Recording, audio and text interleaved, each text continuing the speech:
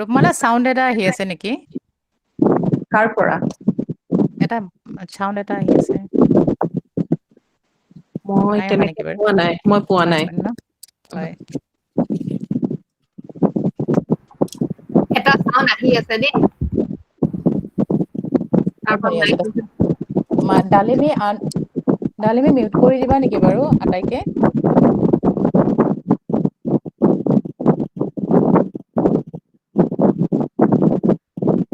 সকলো মিউটে আছে, খালি ৰূপমালা বাইদেউৰ ফেন চলি আছে নেকি? ফেনৰ এটা সাউন্ড আহি আছে। ৰূপমালা বাইদেউ? Okay, just wait for some time. Just I will visit.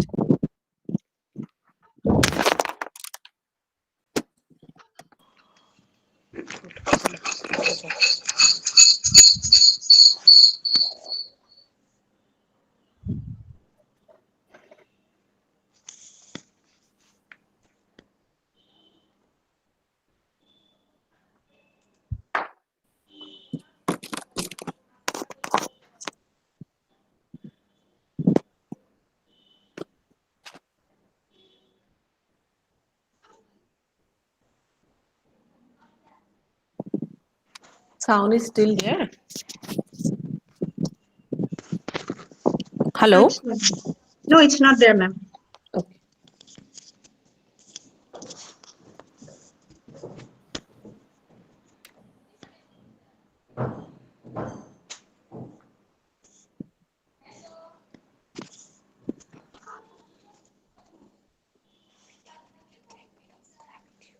So, Dalimi, is everything okay?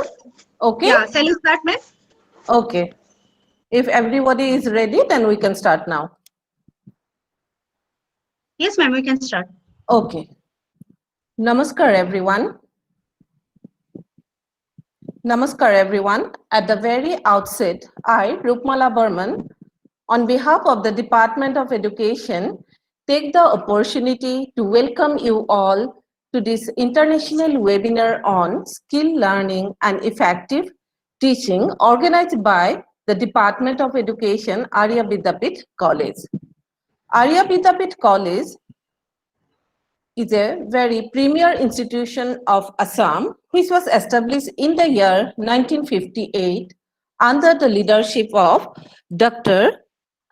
under the leadership of Giridhar Sharma.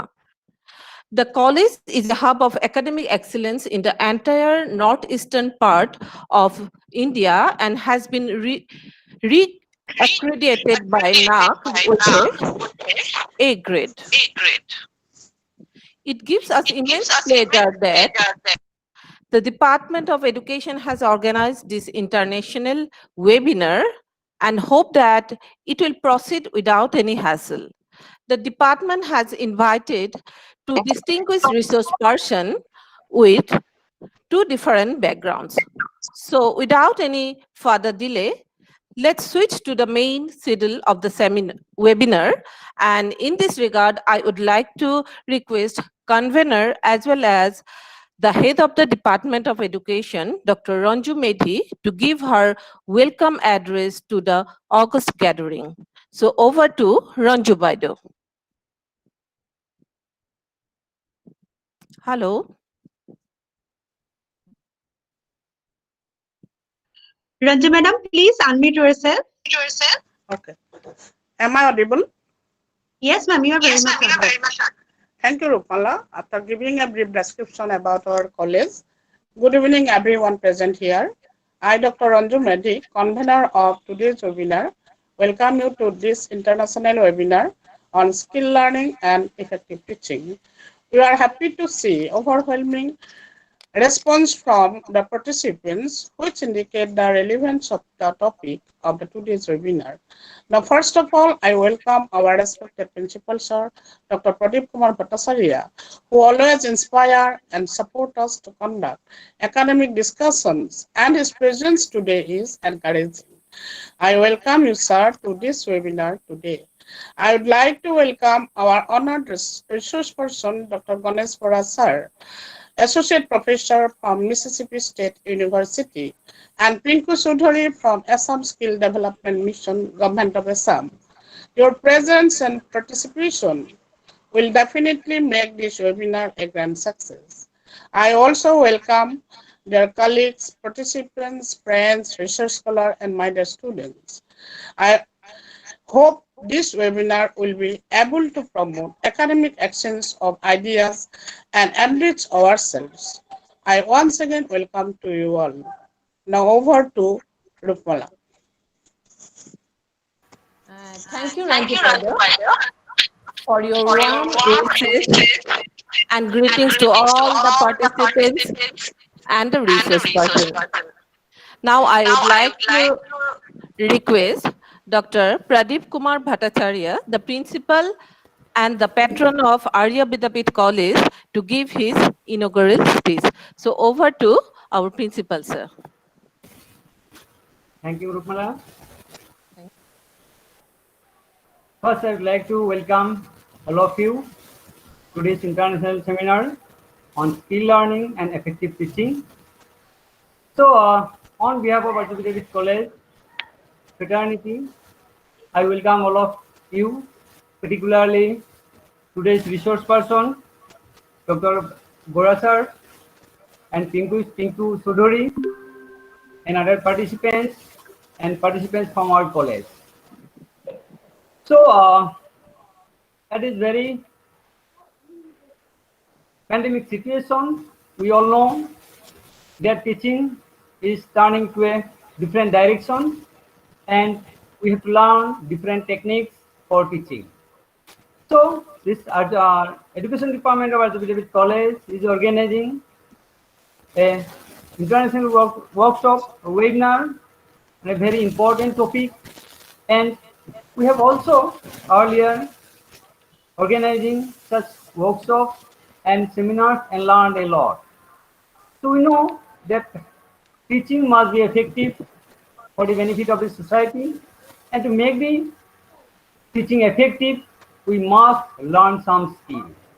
And this is a very relevant topic chosen by the Department of Education for an international webinar, and I would like to thank the Department of Education for their effort. So I'm really very happy to inform all of you that Department of Education in Arya Vidyapeeth College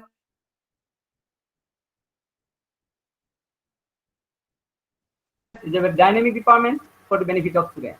Today, they are organizing an international webinar for the benefit of different participants as well as students and teachers, and I hope this will be a successful one and it will benefit everyone. So once again, with these few words, I welcome all of you, and I declare that this webinar is inaugurated. Thank you all. Thank you, sir, for your positive and kind words. And your presence has enlightened the event, and it gives us so much encouragement. Thank you once again, sir. So as per schedule, now we will proceed to the next program of the webinar, that is the presentation of our first resource person, and which will be delivered by Dr. Ganesh Bora. Before Bora sir's deliberation, I would like to request Dr. Dulumani Sharma to give a brief introduction of Dr. Bora. So over to Dulumani.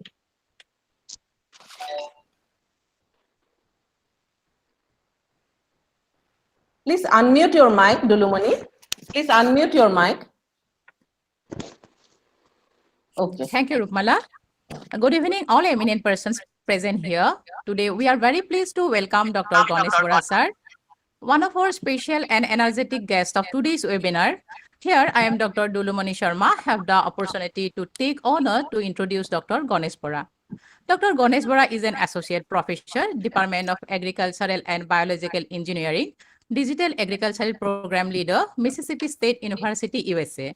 Dr. Bora received his BTech in Agricultural Engineering from Jawaharlal Nehru Agri University, Jabalpur in the year of 1988, and PG Diploma in Management from Indira Gandhi National Open University during 1992 in India.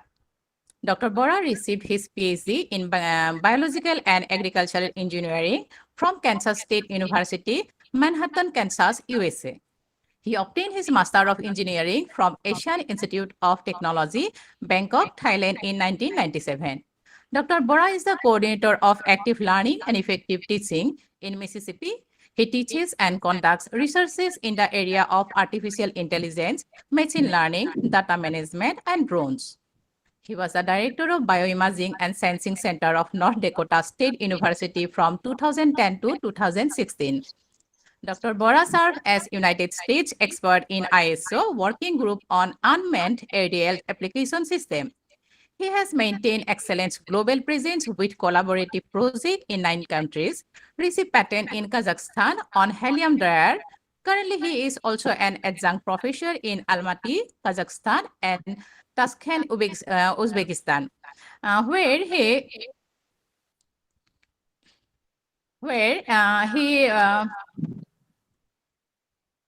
teaches a course in each country during summer. He also co-chaired the Mechanization and Precision Agricultural Committee in Engineering and Technology Innovation for Global Food Security in Stellenbosch, Cape Town, South Africa. He was chair of U.S. Department Agricultural Committee on Precision Agricultural Technologies, and currently he is incoming chair of USDA Committee on Research and Extension for Unmanned Aircraft System Application. He is also taking lead in his professional society and currently the program chair of Global Engagement Executive Committee of American Society of Agricultural and Biological Engineers, and earlier chaired the Graduate and Undergraduate Instruction Committee. He has maintained excellent global presence with adjunct professorship in Romania, Kazakhstan, and Uzbekistan. In spite of having busy schedule in his academic society, he has been extremely involved Assamese activities in USA and served as the president of Assam Society of America, Ahom Hongho, during the year 2009 to 2011. It's not an easy task to handle smoothly all the responsibilities. Sir, we are proud of you. Today, Dr. Bora sir will be sharing with us his expert opinion on active learning, effective teaching, and skill development in higher learning. I welcome you, sir. Over to Dr. Rukmala. Thank you, Dulumani. Yeah. Yes. Am I audible? Yes, yes. Thank you, Dulumani. Actually, it is not possible to cut short a wide experiences and contribution of Sir towards the academic and the social field of Sir. Hello.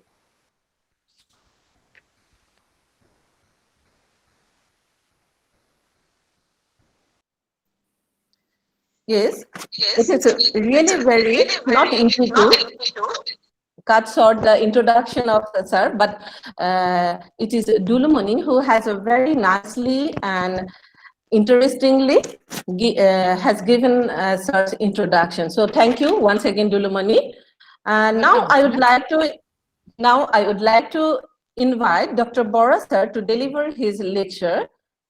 So now the virtual platform is totally yours, sir. So over to Dr. Bora, sir. Thank you all for this nice introduction. Actually, very kind. It's really good to hear appreciation from teaching colleagues. Normally, we don't get those quite a bit. And thank you for inviting me to speak in this August occasion. I see there are 32 participants already logged in, and I'm very proud to present to my, I can say, birthplace, though I never stayed long time in Guwahati, but as you know, I'm from Inaugural, Kanpur actually. Like about 150 kilometers from Guwahati. Many of you know Kanpur, but some of you may not know.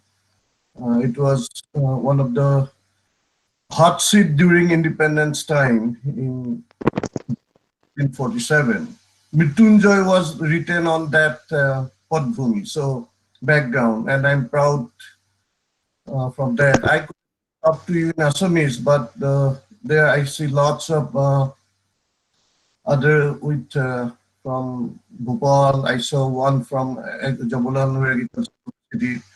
And I'm also happy that one of my collaborators from Uzbekistan is joining you.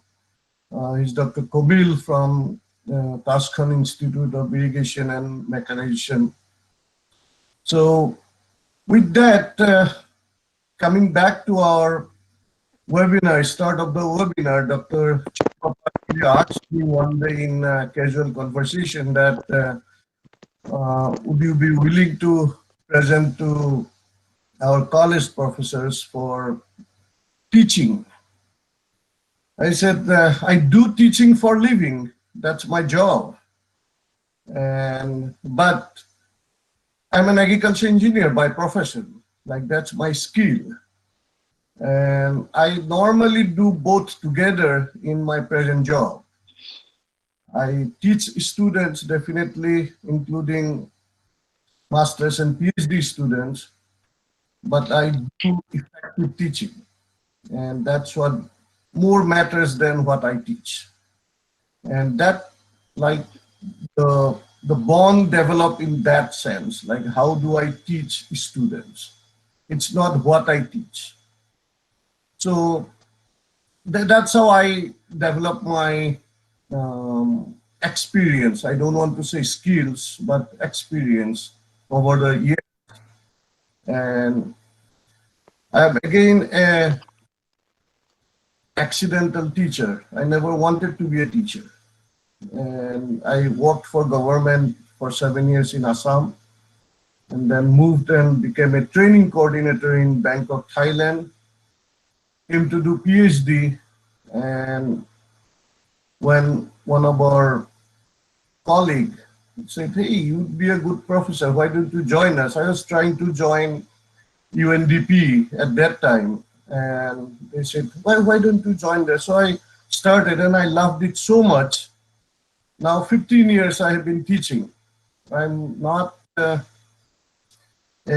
regular teacher per se.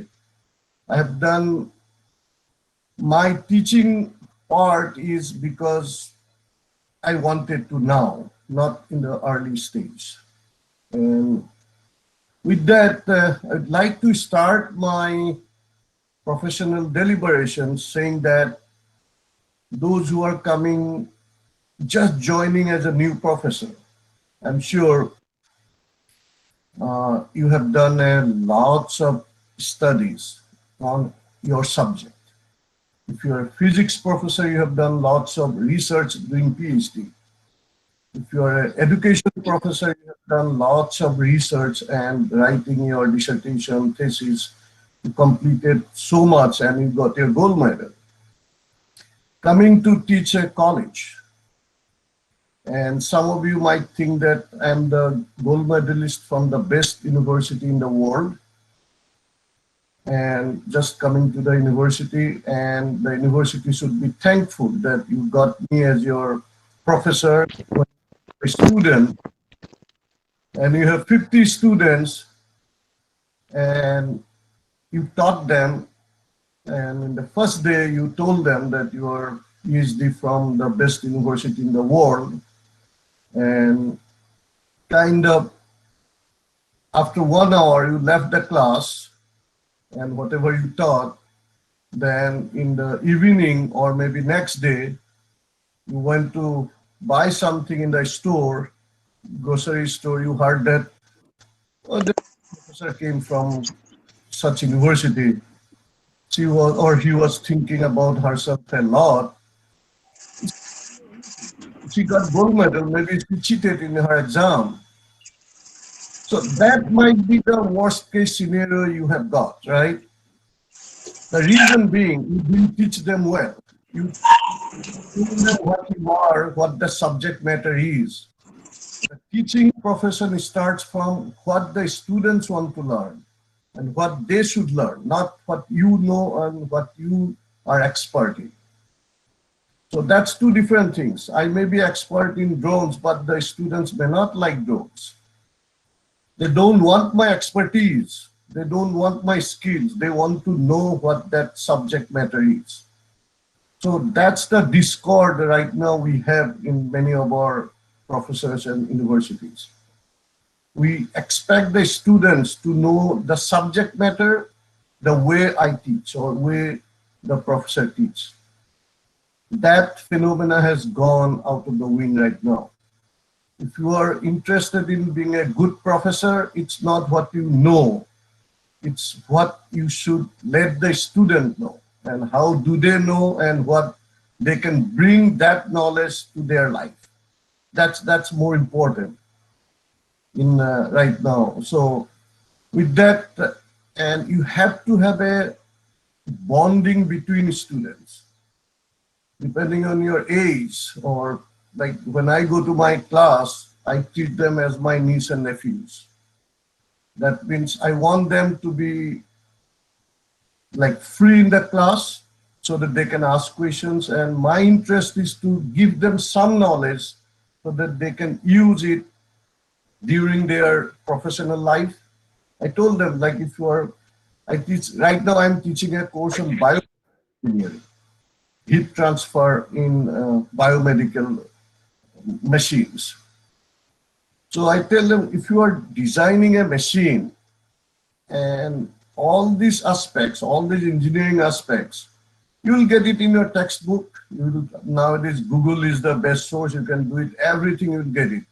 But to convince your boss how to get that job, how to get that design part, you have to have some knowledge. Immediately you can convince, because there will be 5 people talking to him to get the job. You cannot go to your phone to get Google, or you cannot tell them that, oh, I can get it from that heat power refrigeration book. No. You have to give such a convincing points that talking points is very important. So how do you get that? That as a teacher's job is to give that capability, give that skills to the students. That's how active learning comes into play.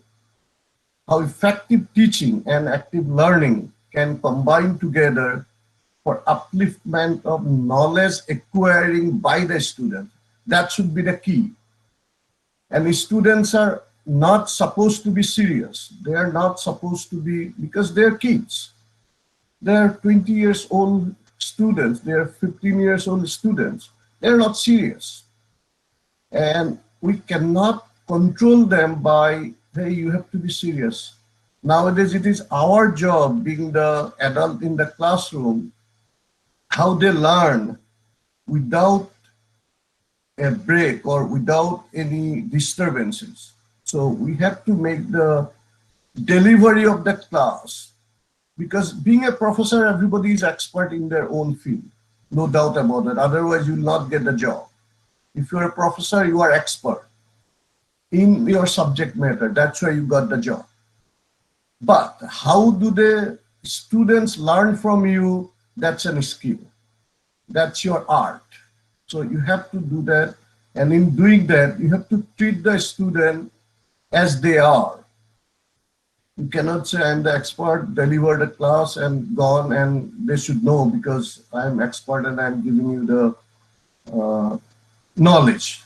That day has gone already. So it is my job to give 50 students how they can get some knowledge in their head, keep it for at least 10, 15 years. If they can do that even 1 year, that will continue.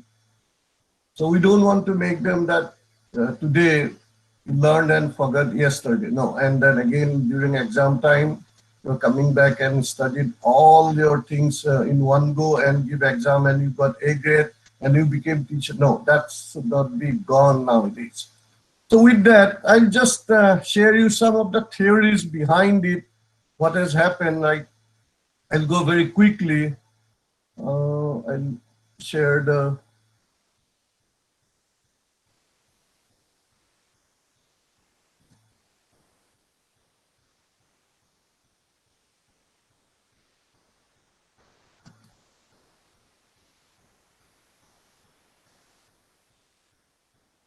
Can you see my presentation?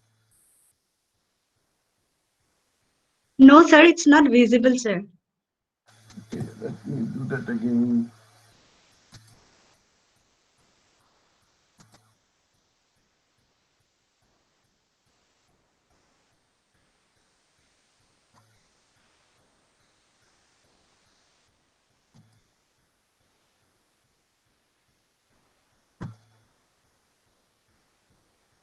Do I need my administration?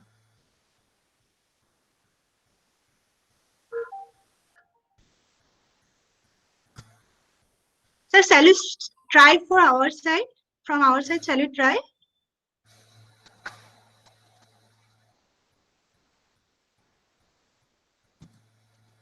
Can you see it now? No, sir, it's not visible. Okay. I think that would be a good one too.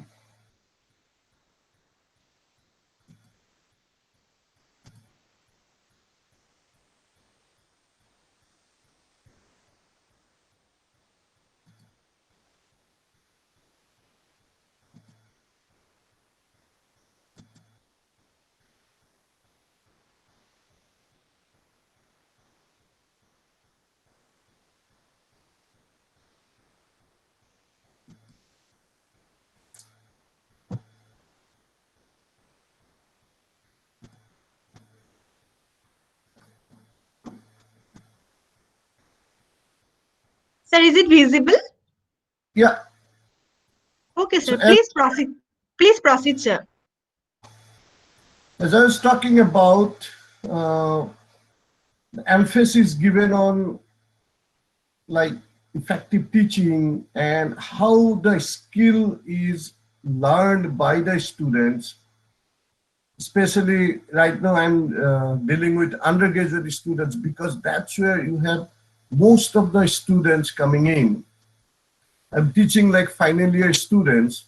If I can give you some idea about different courses being taught in our university, from history, education, to engineering, architecture, nursing, pharmacy. So what happens, all have to take certain courses. So you're getting students from different background in the same class, not homogeneous. And then the instructor job is to get these students learned basically what you are trying to have them. So with new techniques coming up in different aspects, active learning has been one way, which is getting involved. The students get involved in every aspects. That's how it's keep them awake and engage them in learning process. So that's why we say that importance is doing rather than talking. Next. And trying to understand the students, again, how do they learn? I'm sure the Department of Education and experts, they all know all those things. There are 4 ways. Fedler has given this model, and I have worked with Fedler a lot. He's now about 90 years old. He was a chemical engineering professor in North Carolina State University, but he's more known for his effective teaching techniques than his chemical engineering expertise. He was a renowned chemical engineering professor, but he wanted to know how he can use or engage the students. That I'll just a little bit talk about 4 different aspects of how students can learn. So in doing that, we have to understand the students' activities. Next.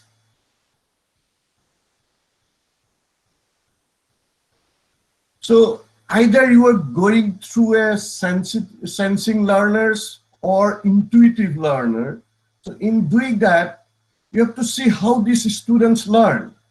Some are learning through external input, some are learning through internal input. That means what they are looking for, that particular meaning, are more onto the intuitive learners, and somebody needs detail so that they can learn. Okay. And in doing that, like senses are very important. Like we can see that if touching, we know that the 7 blind people, how they can learn about the elephant, right? Some of those aspects and some of the things we can see how a proper aspects of whole image or like that. And again, these are different aspects. So our goal is to know the students and use that aspects to get the things or skills to the students. Next. And there's some learn by visual, like pictures or sketches. Science is very important in that case. It's very difficult to learn by theory. It has to be done by sketch, drawings, and so you need to show me what you are doing. That's how, like, I have to show the students what it means, not only numbers or designs. But on the other side, there are lots of students who learn by hearing things or explaining. You have to explain it to them. The sketch does not mean anything. Like if we're teaching a history student, I can explain a war fought between two countries by explaining them rather than doing sketches, right? Sketch may not be a good things for them. They're looking into more explanatory words or phrases in that case. So these are two different learners in two different aspects. Next. And there are some people who learn by sequence, to one by one, step by step, and they are looking for each step different information. And there are some people you have to show them everything at once.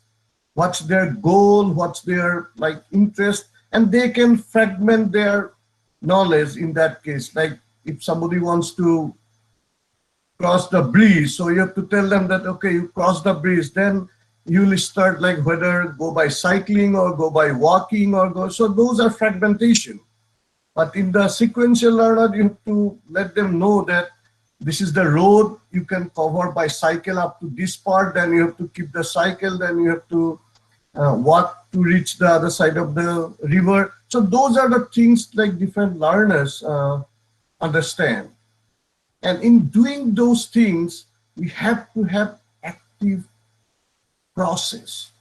Okay, then the teacher's job is to how effectively you teach. Next.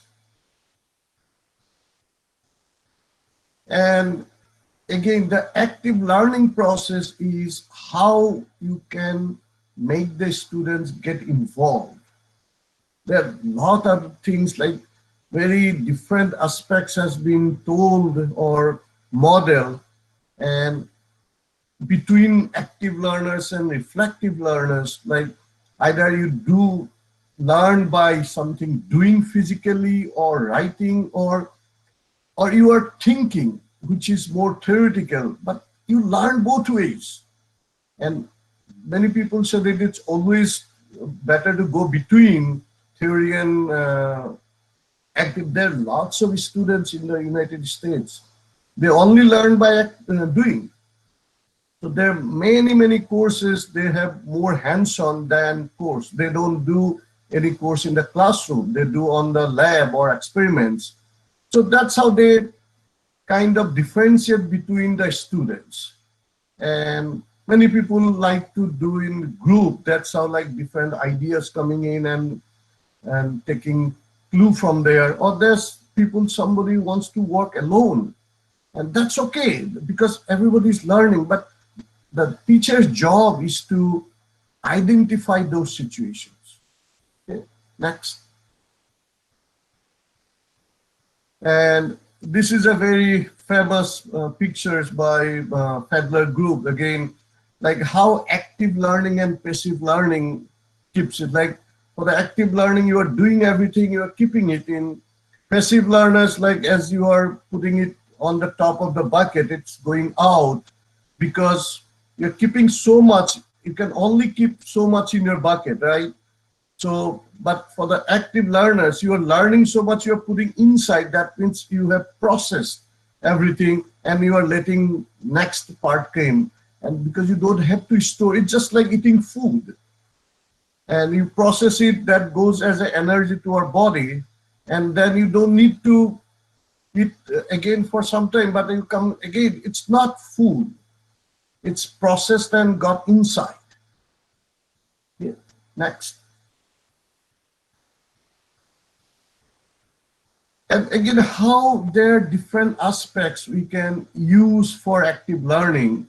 And it's not that always you will get everything you need, the techniques you need, but there are some few things we can do without any resources, without any much timings, and that will not only make your life easy, but that will also create bond between the teacher and the students, which is very, very required.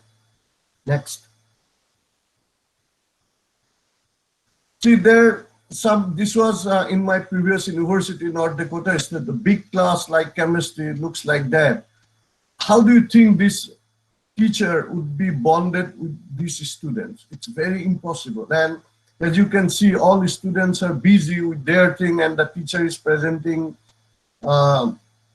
his knowledge. So it's very difficult for the students to learn with all those gadgets, all those books and on their hand. It's very difficult. Next. If we make a large, this is in our present university, if you can get those students in such a way, so it's very close to the teacher orientations. These are big classes I'm talking about. These are very close to the teacher, and the teacher is trying to get engaged the students. So the students are kind of looking into the teachers, what she's doing, and she's trying to get the attention of the students. That means more active. The students are now active, though it's very difficult to do some work. Next. And this is some, again, it's STEM in science, technology, engineering, and math teaching. And most of the effective teaching are on the technical side because they're more doing, but it's not there only. It's all the faculties or all the expertise can use that. As you can see, there are teachers and screens everywhere. Same thing has been projected, and the groups, and those are involvement, the teachers' involvement, and can be very much important. And the teacher, you can see in front of that she was very new faculty member, and Andrea is very, very like enthusiastic in teaching the students. Though she's new into the profession at that time, it was taken about 2015, but her engagement is to the students are more important than what she knew and how much she knew. Next.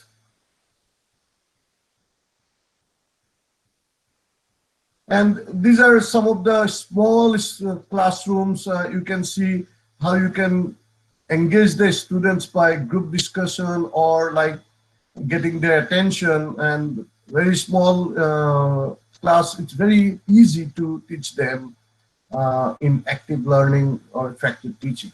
So what can we do in engaging the students? There are a few tips I'd like to share with you. Next. So if we can like use group discussion for 1 minute or half, say like throw them a topic. Say, okay, get 3 to 4 students together, discuss with it, and let me know. How do you do that? And especially for classworks, homeworks, and give them a problem, let them solve with their classmates, and you help them. Because it's not homework or like exam at the end of the semester or at the end of the year helps you. If you give them those work, they'll learn more than reading those things at the end of the year for final exam. Give them a problem, solve them, and go to them. So that's more important. And then give them some individual, and you should be there to help them to solve it. That way they're not kind of shy in talking to you. They will open up to you in doing that. And always when you are talking, that monotone comes. If you can bring some videos, nowadays YouTubes are already there, so you don't have to build that video. You can use your gadget or use your classroom. I'm sure most of the universities now have those technical classrooms. So you can use some of those, take some videos. That monotony breaks from one-sided lectures. Even if you don't have a problem or you don't have any topic to give it to them for discussion or like that, just throw a point that, okay, what's this? Can you tell me why the situation in Russia has gone from communist to the dictatorship right now? Just for political science course or history or even in education, say, what will happen if I send to an elementary school? What will happen to me? Just can you talk about that? I'm a professor in Arya Vidyapeeth right now. But just a theoretical question that if I'm sent to a elementary school in Saudi, how would I behave? So let the students think about that. So that way they will bond with you. That how you can think about the elementary school in Saudi and sitting in Arya Vidyapeeth, and you may be from Dhubri. So if you are thinking on that line, that means the students are saying that, okay, she or he is not only involved in teaching educational administration or educational psychology, they're also involved with us. So that feeling has to come. So if that comes, you are ahead of other teachers in sending or giving knowledge to the students. Next. And in doing that, you have to know all aspects may not be getting into the students and they may not like it, everything. You know, there are sometimes like if you give them some topics, it might happen that the girls are talking about their hairs, the students are talking about what new car they will be buying, rather than discussing about the elementary school in Padia, right? So those kind of things you have to assess it.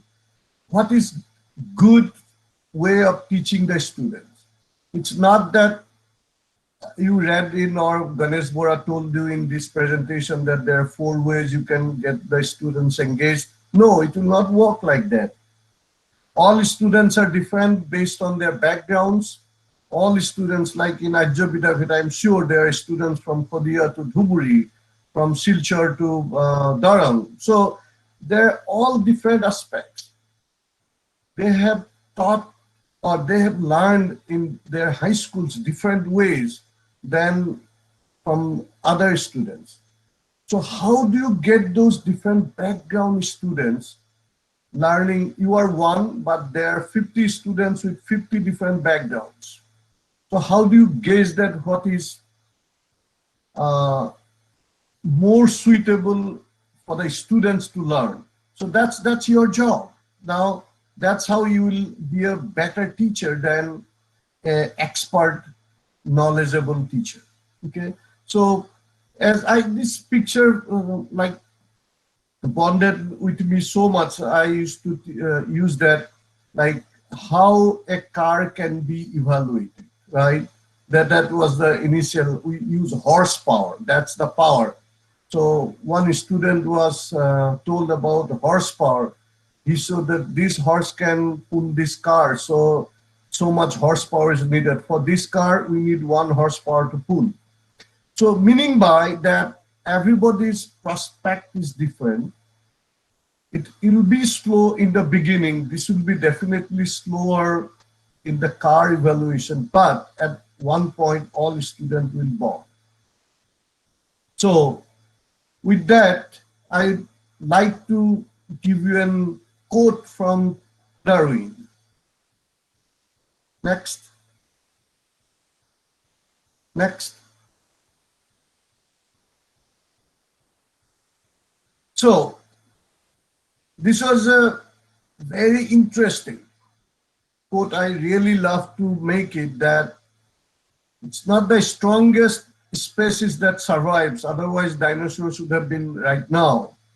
It's not the most intelligent that survives.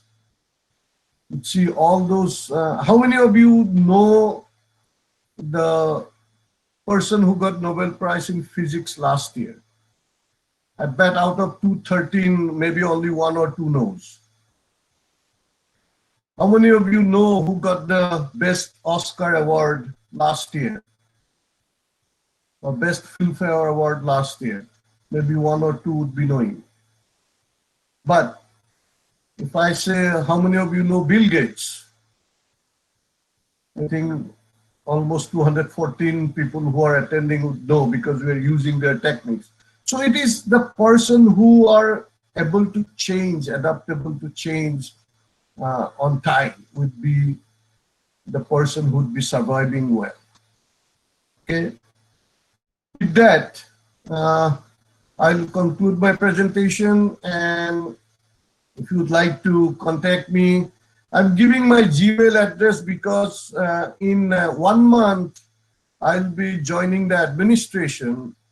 Now, I love to teach, but going as a career up, I'm going to be national program leader in National Institute of Food and Agriculture in United Department of Agriculture, United States Department of Agriculture, that's called USDA.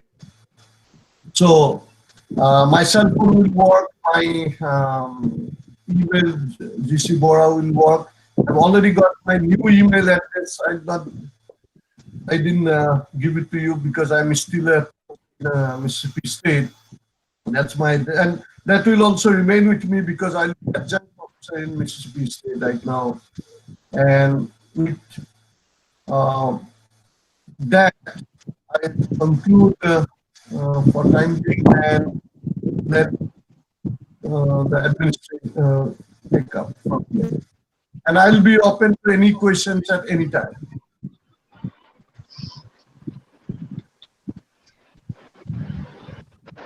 Thank you, sir, for your nice presentation. You have enlightened us. You have different aspects. Even you have given importance on your lecture about the individual difference, which is very important. So definitely our participants may have some questions, then queries or opinion to share with sir. So definitely we will discuss, or we have kept this question and answer of our second resource person. So just if anyone or any participant, if you have any queries or questions, then you can write it down in the chat box. Sir will definitely try to satisfy your answer. Okay, thank you once again, sir. Now, let's proceed to our next session of this evening, and that is the deliberation of our second resource person, Pinku Chaudhary. About Pinku Chaudhary, Dr. Anuradha Borua, one of the faculty member of the Department of Education, will give you a brief introduction of our second resource person, Pinku Chaudhary. Over to Anuradha Baidu.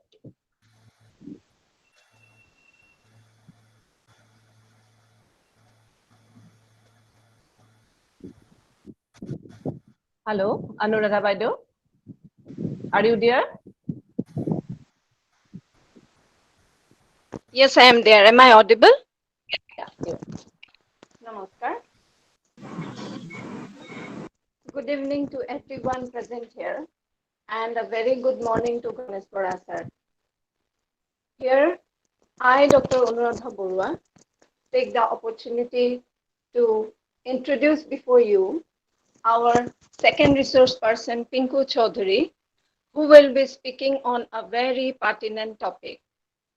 Pinku Chaudhary is a postgraduate in sociology from prestigious Delhi School of Economics, University of Delhi, and gold medalist under Guwahati University in bachelor degree from Cotton College in anthropology in the year 2006.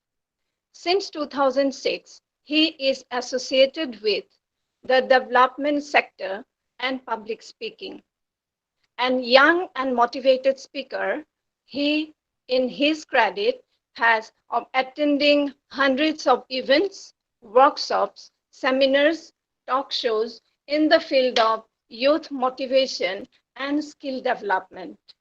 He is presently serving as an Assistant State Project Manager, Social Mobilization and Capacity Building, Assam Skill Development Mission under Skill Employment and Entrepreneurship Department, Government of Assam. Sir, I welcome you to our webinar and thank you for giving us your valuable time. Thank you all. Over to Rupmala. Thank you, Anuradha Baido. You have very nicely introduced our resource person, Pinku Chaudhary. So now I would like to invite Pinku Chaudhary to deliver his lecture, and we are eagerly waiting to listen to this young and energetic resource person, Pinku Chaudhary. So over to Pinku Chaudhary. So, very good evening to all, and good morning to respected Dr. Ganesh Bora sir. So, first of all, I would like to convey my sincere gratitude to the Department of Education, Arya Vidyapeeth College, for organizing such an international webinar of a topic on skill learning and effective teaching. And I also would like to convey my thanks to Professor Ranju Medhi Baido, who has contacted me for this international webinar, and Dr. Pradeep Kumar Bhattacharya sir, the Honorable, the respected principal of this college, prestigious institution, Dr. Rupmala Bormon Madam, Dr. Korobi Kaur Das Madam, Dr. Anuradha Borua Madam, and Dr. Dudumoni Sharma Madam, and also Dalimi Madam, who is technically helping us. And I also would like to welcome all the faculties, senior research scholars, students, participants across the country or across the globe here today. And I don't know whether I'm audible. If someone can brief me? Yes, sir. You are audible, sir. Thank you.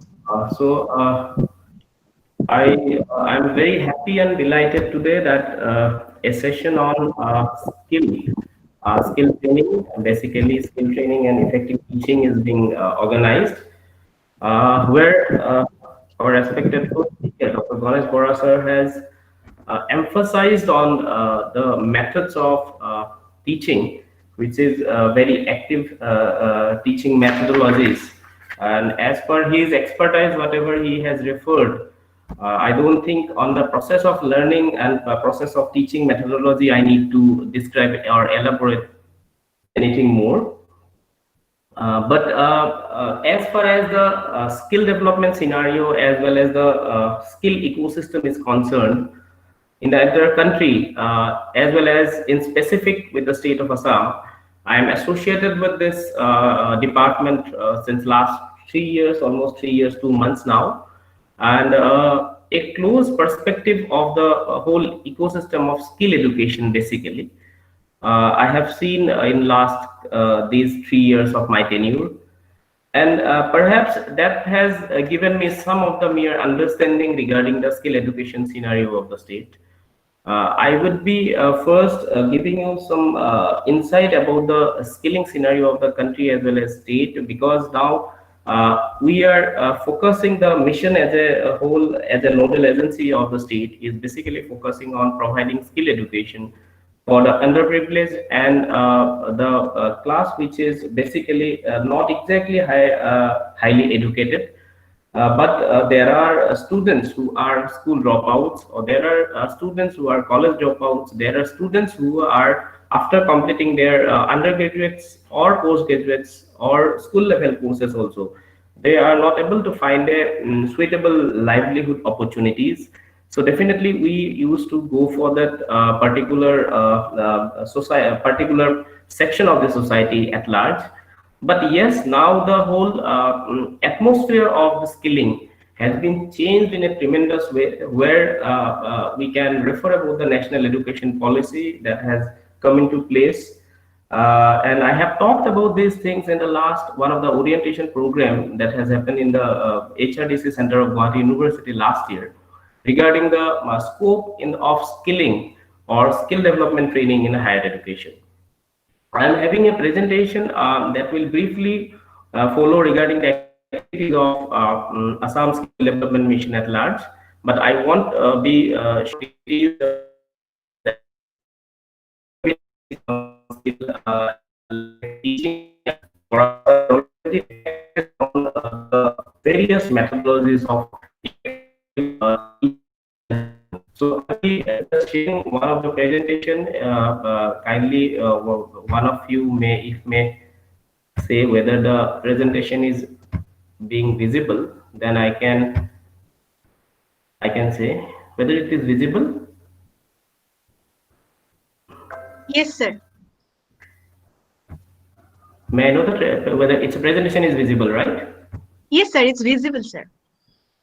Thank you so much. My brief topic is about the skill learning in higher education, and as I told, I will speak basically on the skill ecosystem of the state, how we have tried to enroll candidates of various backgrounds, school, college, and undergraduate and postgraduate also after their completion of study, and how they have come through the skill education and how they have enrolled themselves. These are some of the statistics that I won't go in details. These are the statistics of the department. But I am focusing on few of the sectors where we can have some at least a new idea and new dimension related to the state at large as well as the country. As a basically, I am also being taught in a medium of academics where we used to, after 10+2, we used to go for either BA or BSc or BCom or engineering or medical or some of the professions we used to know basically. But the whole scenario of skilling had changed in a tremendous way in last couple of years, as we have seen various new emerging sectors have come into place. So the sectors that we are focusing basically these are on we can say agriculture, food processing, horticulture, and allied sectors. Why? Because Assam as a state have tremendous to do in agriculture and allied sectors. We are rich for our textiles and handloom and handicraft products. We are having new IT sectors. We are having good demands in the hospitality and tourism sectors. So these are few of the sectors in which we are trying to focus, and we are providing short-term based skill education to those candidates who used to go for after their completion of their curriculum education, they want to go for jobs and all. So basically, these are some of the schemes that we are running. But exactly if we go for the basic programs as of the mission that we used to, we need to say that we are basically providing short-term skill education to the disadvantaged section of the society. But apart from that, you would be happy to know that in the skilling scenario, a new dimension has been added in the year 2019 when we have established an international skill center, which is not a skills training center, which is situated at Guwahati itself. And we have had a tie-up with ITES Singapore. Basically, Dr. Ganesh Bora sir will be much more familiar about Institute of Technical Education Singapore, which is a premier organization in the field of skilling. And we have provided, we had a MOU signed with them, and we have tried to give some of the 3 to 4 courses in this sector. One is of food beverage, one is housekeeping, one is retail and beauty and wellness. Though the presentation is of this magnitude of the skilling ecosystem, but I would like to relate these things with the education system of the state at large, because I have seen in last 3 years time that after 10+2, the students, when we used to ask them what would be you studying or after your 10+2, there are a few of the options that they have, but they don't go for, they would be preferred to go for study for BA in a very nearby college, but they will not be very keen interested to join some vocational education. So there are some certain changes, there are some certain things that needs to be done in the policy level as well.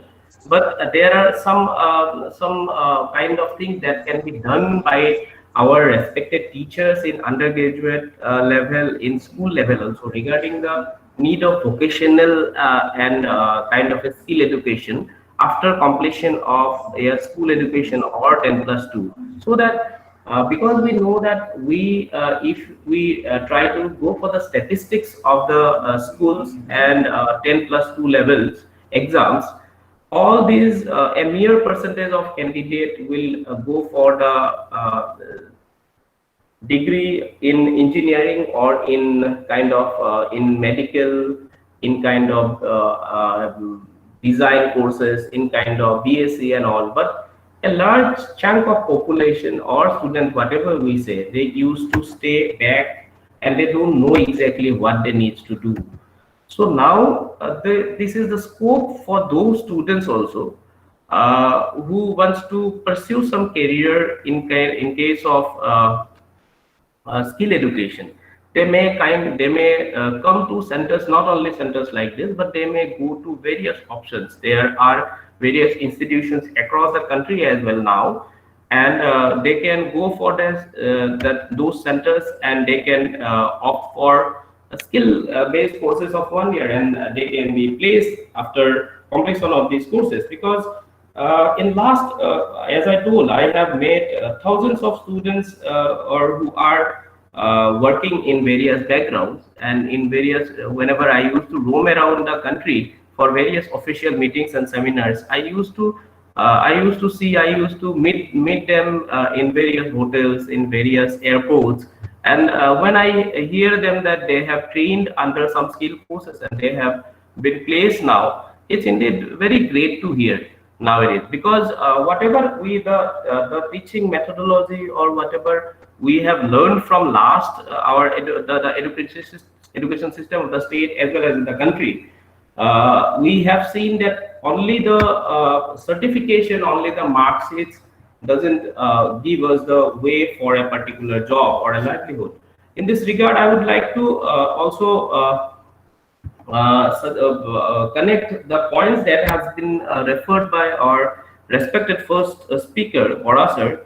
So when his first points of regarding what students want to learn, not exactly what the teachers want to teach them. This is exactly one of the points that is related to the skill education as well, because this is a matter of discourse of teaching which has changed tremendously. Now the more the idea has been with the teachers also, that they need to provide some back-end support to those candidates who want to go for some other particular kind of a course, not apart from that particular BA or BSc level courses.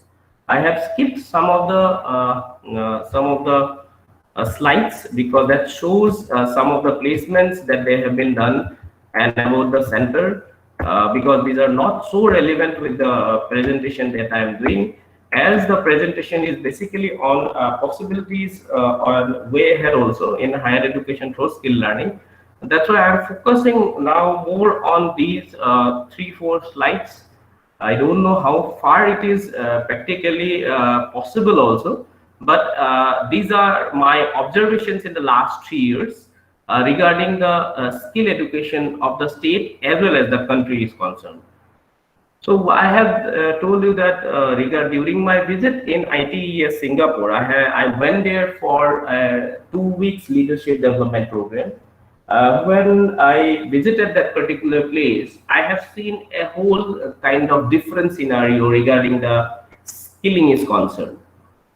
So I have seen a totally different picture. It was actually it was a leadership development program to make us understand about the skill education scenario in the first world countries, as ITES Singapore is one of the premier institute for providing good quality Tibet learning methodology.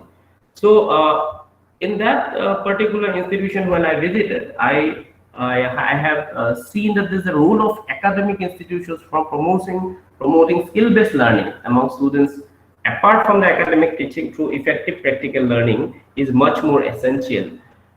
Another most important thing that was being emphasized in those countries, in countries like Germany, in countries like US, in countries like Singapore also, that the choices of students and their area of interest is identified in a very tender age, so that they can be trained in such a way that they, after their after attaining an age of 16 to 18 years, so that they can go for a sector with which they exactly want to go. This particular scenario is not, as of now, it is not visible in the education system of the state as well as in the country, though vocational education has been introduced in various levels.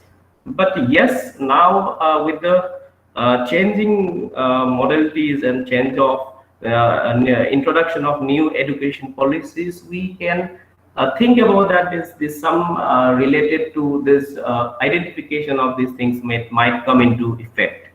Second, what I have seen in the Tibet learning process of ITE Singapore regarding the prospect of skill-based education, that as I told, the identification is being the identification of a particular skill needs to be done either by the teachers who are them with for a particular point of time, or at least their parents also, because in our education system what we see that after after doing great result, or after doing after passing out 10th with flying colors, and if the candidate has got 90 plus above marks in science and general mathematics, and if he has a core interest in the subject of humanities also, but he will be shifted to HS science, and after that he will be gone for either BTech or BE or BSc nursing. But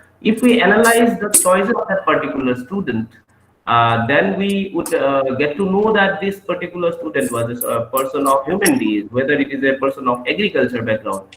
But we didn't identify that particular thing. We went for the marks that he has secured, and we told him, we guided him with that particular thing. So the concept of skillometry test is also very relevant in such cases.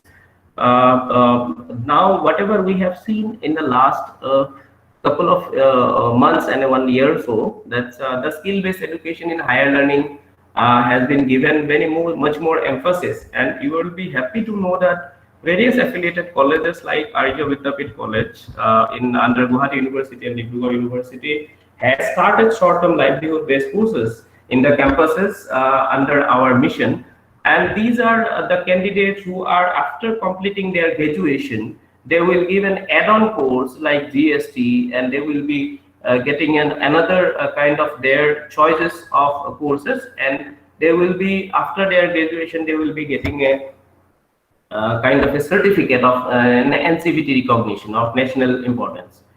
I also refer that these higher educational institutions may be a part of the skill ecosystem, as these assessment and certification of the state of Assam, as well as in the entire country, this is being done by organizations like NCVT and NSDC. But there are always a lack of academic institutions that needs to come into force so that we can formulate new policies regarding the state skill policy is concerned.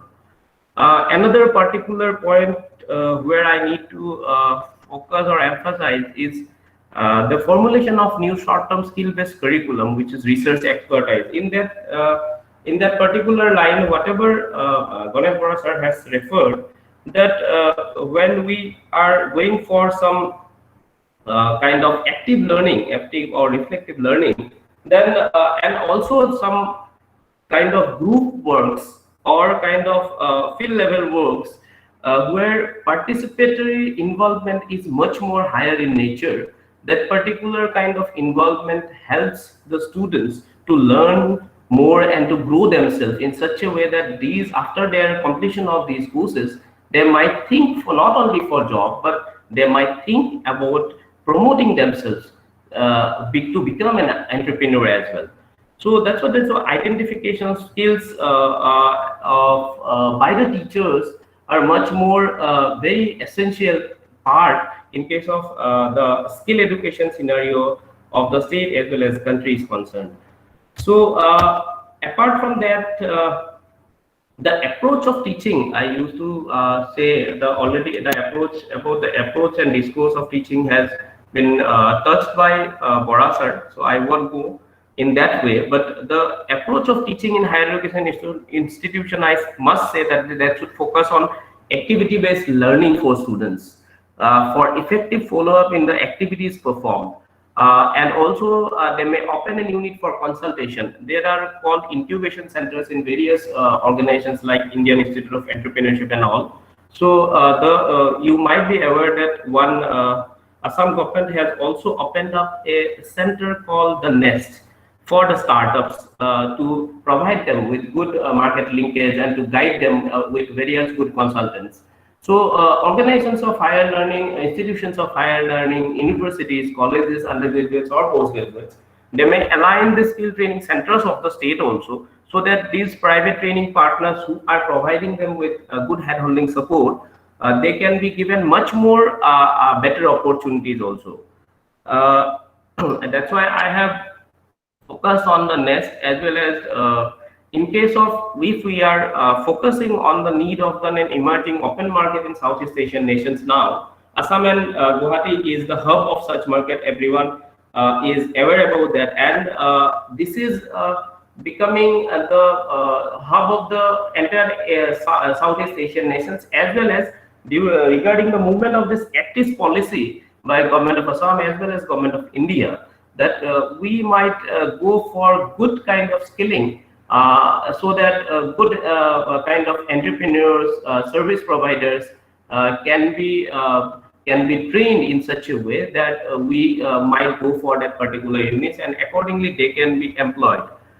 In largely, if I say about the skill scenario, about after anyone who completes a graduation or a post graduation or any degree qualification which is very professional, the main aim of a particular student or a candidate is to secure a job.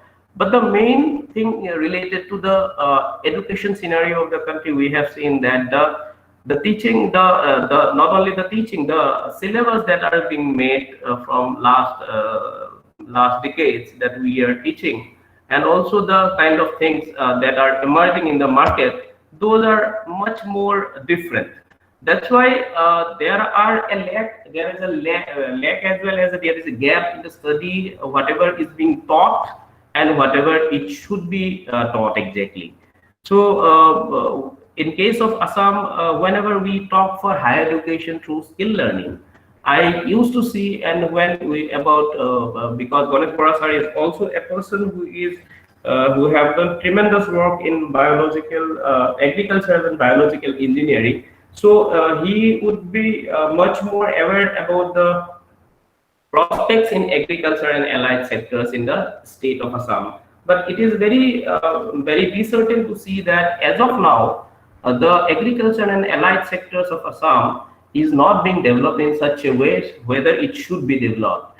So we are giving very much focus in the agriculture and allied sectors also, so that the skill level training of agriculture and allied sectors in higher education can be given to them. I am not only referring to the agri-business or agri-BSc courses or agri-MSc courses, because not only everyone can go for those courses. We are thinking of providing 6 months to 1 year diploma courses in agriculture and allied sectors, where students can join after 10+2 or degree of any stream, and they can be entrepreneurs in agriculture and allied sectors or food processing or fishery or kind of that. So that's why I always, whenever I used to speak, then I used to speak about the role of teachers in identifying and shaping the skills of a student. Because when I used to go back to my students' life, then I used to see that my teachers who were there in my 10+2 level or undergraduate level or postgraduate level, whatever it says. So everyone told me that you are not exactly, you are a person for academics only, but you are very good in public speaking. So why not you try for speaking? Why not you go for that kind of jobs? So after my graduation, what I have done, I have shifted to I have done my graduation in anthropology, but I have shifted to sociology. Why? Because I was very keen interested in development works. Why I'm referring my point here, because this is again a skill that needs to be evaluated, that needs to be identified by a particular person. If it is being identified in such a good way that can be nurtured, then definitely that person can do well in that particular kind of skill. So I am also very lucky in that case also, that I have got the blessings of my teachers, and all the senior faculties, all the active speakers, senior bureaucrats, so that I can take up my career in development sector, also in public speaking.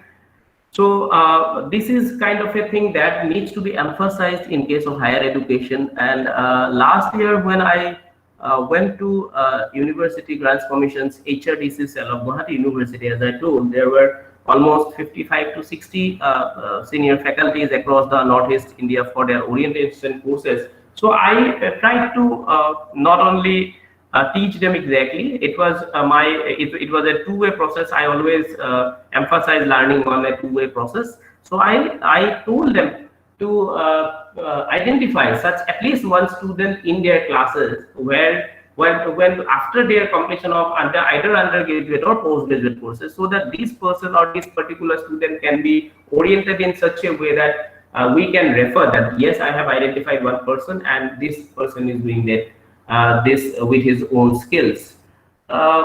Everyone is related to now with the skilling scenario slowly and steadily, and almost various colleges of Guwahati University as well as across the country also have started BVOC courses as well as MBOC courses also. But when we used to see the enrollment of those enrollment of students in these courses, I used to see that people are very happy to be a student for either BA or BSc or BCom or such kind of a course, but they are not means they are not happy to choose a BVOC course, or they don't know the potentialities of such courses also. That's why the prospects of vocational education in school, after school level, in 10+2, in graduation level, that needs to be more emphasized, so that the section of that particular youth who doesn't want to go for good academics, who doesn't want to go for they are not going for kind of a good academics or in bureaucratic kind of a thing, in administrative way, in doctors, in engineering field, or in other allied sectors, so that after completion of their 10+2, they can be rooted into this kind of skill education scenario, because the entire population of such figure is such a big number that unless we are covering them into a good livelihood based courses, we can't go ahead with the scenario of good skill education in the entire country as well as in the state. So with a focus to that, you are all aware, I guess, that Assam Cabinet has already passed the Assam Skill University Act already in the last 10 days back. And being a state core member of the Assam Skill University, you will be happy that the Assam Skill University, first of its kind of the university, will be established in Mongoldoi. And tomorrow, the first kind of work for the topographic survey and the kind of work that needs to be started for that, we are going tomorrow. And we expect good wishes from all of you, so that we have a target of training of 10,000 youths per year in various 14 sectors, which will be internationally mapped. As a part of this initiative only, the Northeast Skills Center is being built up with technical collaboration from ITS Singapore, and we are providing these courses. This Northeast Skills Center, which is situated in Guwahati, can be visited by anyone if you wish to come. This is an international training, international kind of training center, which has been there in Assam from last 2019. We have already started 4 courses, and with all your blessings and with all your suggestions, definitely we are moving ahead for the skill scenario of the state to change in such a way that we can provide good, effective learning to the students of our state as well as our country in skill education, and to provide them with good, gainful employment as well as not only employment, to make them such an entrepreneurs with whom after which one person, at least minimum 2 to 3 persons, can get an employment. With that note, I don't know how far the things are being covered or not, but I would like to thanks again to all the organizers of Arya Vidyapeeth College for this international webinar on skill learning and effective teaching, and I am indeed very honored to have Dr. Ganesh Bora sir. I don't know how far I am a speaker, but yes, it's indeed my great kind of a thing that I have been honored to hear such a nice personality, such a nice person, such a learned person in a field of agriculture and biological engineering.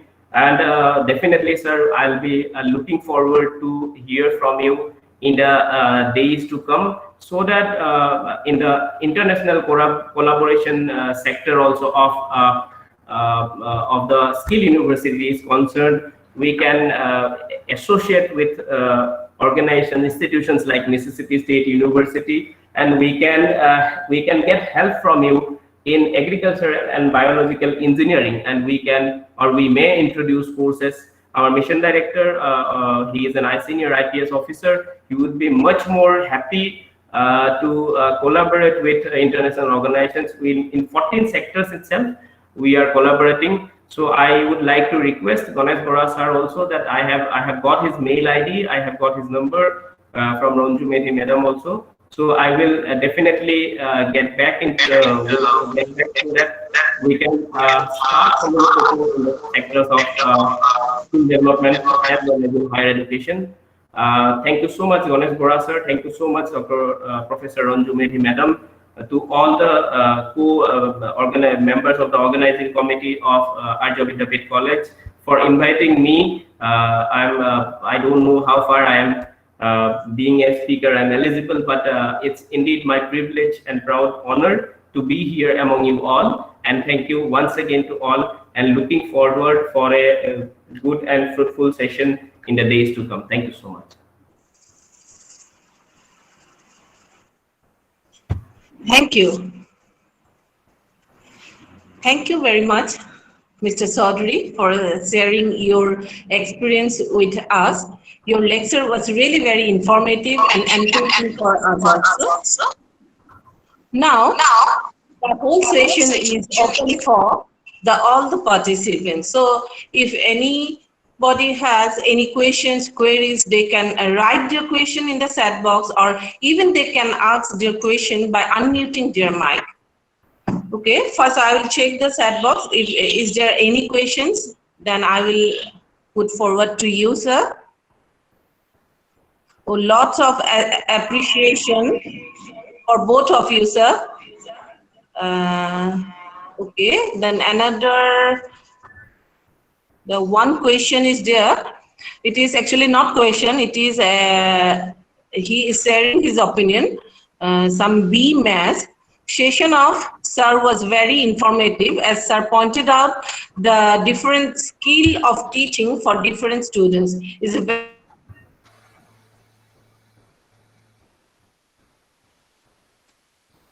degree, and some patients responding to students' needs and getting one class involved in the learning process will send them up success. Okay, thank you, Miss. Then, okay, this one is also actually appreciation by Sheikh Abdul Hamid. I personally feel that the faculty members, including, so he has appreciated the Department of Education as well as our college. Then Sheikh Abdul Hamid has again shared his opinion. Nice advice of implementing of 6 months of 12-month diploma course in agriculture field. Government should note it down. What is your opinion, sir, regarding this? I think this question is may I too speak? big.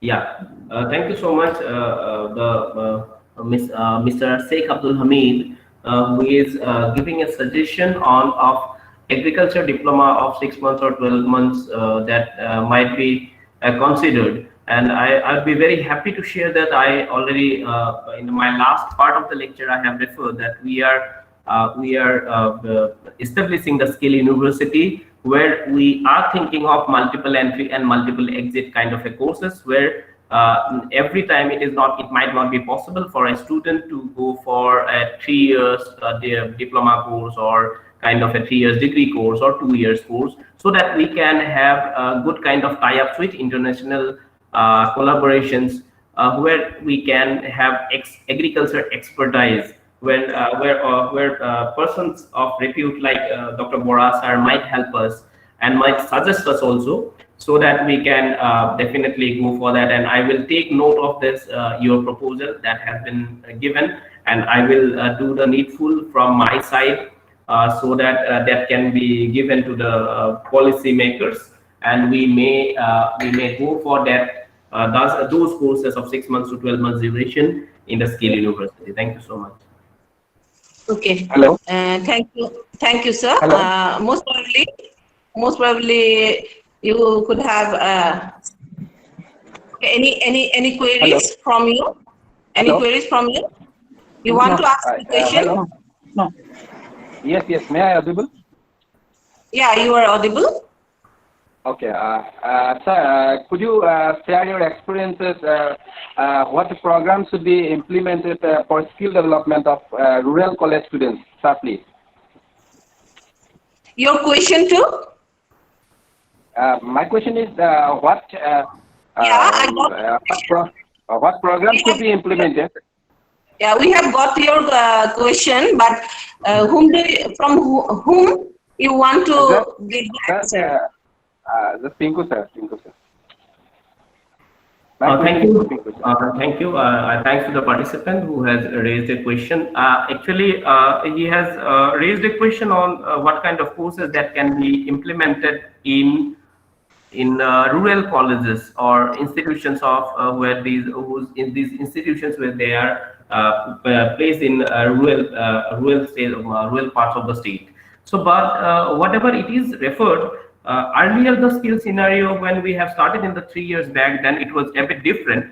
But now, whatever the scenario is, we now want to develop persons or students in that particular line of context where we have the market demand in those particular things. Supposedly, if we used to teach some kind of skill-based learning to a student or a group of students who are there in Borpeta, or in or Sipsagar in particular, then we need to see first whether these candidates, after completing these trainings, whether at the nearby places, whether they will be able to absorb themselves, or whether they will be able to start something of their own in that particular place.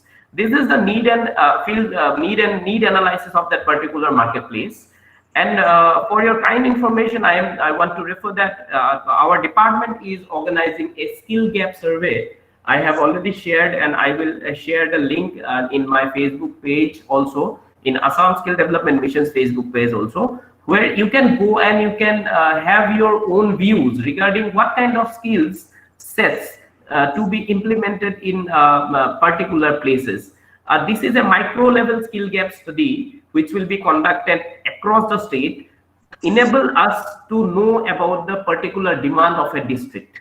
So this will help you. So I would like to rather request you to go for the Assam Skill Development Mission's website or in Facebook page, and you can go for that particular skill gap studies form, and you can fill it up so that we can also have an idea about the particular thing. And within 2 or 3 months, the skill gap study will be completed. And after that, we will have a very good plan, extensive plan about the state skill policy of the state. So I will be much more happy if you kindly spare some time and go to the website and fill up the form of the micro level skill gap study, or even I will request everyone also to go for the website of Assam Skill Development Mission, which is www.skillmissionassam.org, and you can go and you can refer to that micro level skill gap study so that we can get a good idea about the courses that needs to be implemented in various parts of the state. Thank you. Okay. Thank you, sir. Thank you. Okay, then let's proceed to another question. This is a question to Bora sir. The question is like that: as you are from agriculture background, what will be your suggestion for improvement in skill development, especially in agricultural field? Again, especially in the state like Assam. This question is for Bora sir. Thank you for the question, and it's in my heart, as I said, it's not only my background as agriculture engineering, and my father was a farmer. Now all farming activities has been taken up by my brother, but I grew up in paddy field, meaning I took opportunity to go to the farm, and I basically did the plowing by bullocks when I give jolpan to my father and the workers. So at that time when my father is taking rest, I do the plowing. So with that experience, and also worked in Assam government in Department of Agriculture as agriculture engineer, and also getting involved in different countries and different aspects. Like I did my schooling in Raipur in Chhattisgarh and college in Jabalpur. So I bring perspective from different parts and talk to the farmers. I still, when I go, I talk to all the people in my village, how they can prosper and how they can use their small things. Like, just let me tell you one thing from my background. How can we, like, as I said, as you know that my background is digital agriculture, meaning by getting information. So last time when I went in 2018, I talked to my uncle and like,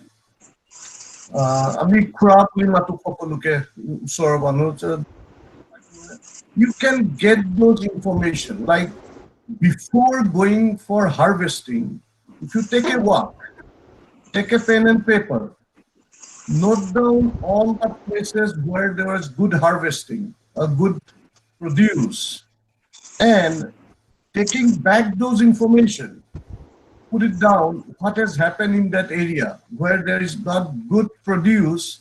There might be something you know better than anybody else, any experts. So if you can collect those information, why that was not good on that spot, make a map. It's on a pen and paper. One, just walk around the field, get all this information in a pen and paper, come back, and then you can treat those areas after your harvest. If there is water stagnation, you can make it drainage. If there is a pest or some insect there, you can take care of it. So those are information technology being used right now in digital agriculture with big farmers in US and other developed countries. Only thing is, how do you collect the information? The rich countries, like in USA, we use drones, sensors to collect information, analyze the data, and based on GPS location, latitude and longitude, we tell them that here it is not good production, in this place it is good production. So you deal accordingly. The job of the data collector is that then the agriculture is producer. But that can be done in a small way, like the exact same question was asked, like how can we work it? Now you have teaching big farmers in the US, but how can you teach us? So that's what I told them. Like getting information, no matter how, the information which plays into your decision. Like if you can collect those information, make a map where those good production, where not good production, make that decision. Or there might be some very good production in nearby, it's not so much good, but it's still good. So how do you develop that part also? You might need more fertilizer in one place, less fertilizer in one place. So કે એક primary સ્કૂલમાં કોઈ ટીચરે શું કરેલું, આ લોકોએ direct Gandhinagar.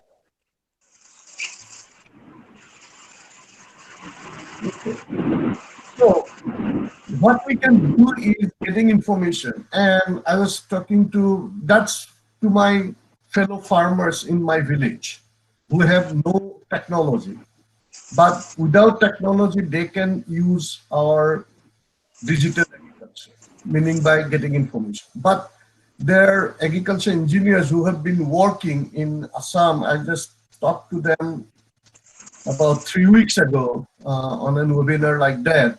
So how can that change? And going to my last slide, that change is important. We cannot do same way farming what we did 30 years ago. So we have to have information basis on that processing and how all this information can get into the market is very important. Like if you see Grameen Bank in Bangladesh is doing empowering women, it's not only empowering, it's information with cell phone. If they can look into where that best market is, they can send there. Or so information is key.